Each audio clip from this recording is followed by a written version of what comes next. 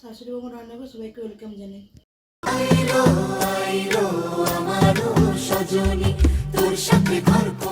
ভাজা বেজে তার জন্য গুড়, সুজি আর ময়দা, সেটা গুড় অ্যাড করবো।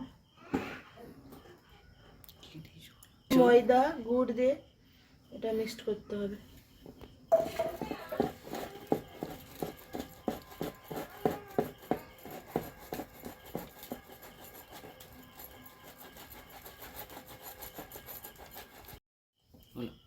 এটা মিক্স করা হয়ে গেছে, এটা আবার ভেজে নেওয়া হবে। তেলটা আমি গরম করার জন্য দিয়ে দেবো।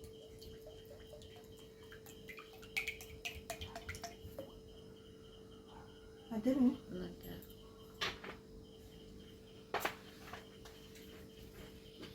ভেজে নেবো এবার মাদাও।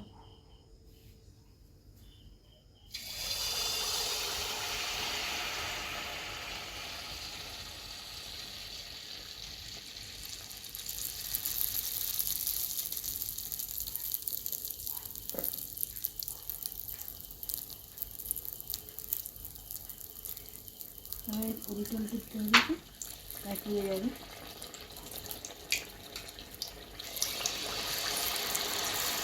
ভাজা শেষ হয়ে গেছে, ভাজা পিঠা হয়ে গেছে।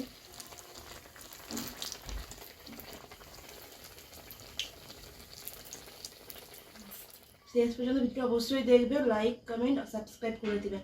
দেখা হবে পরের ভিডিওতে।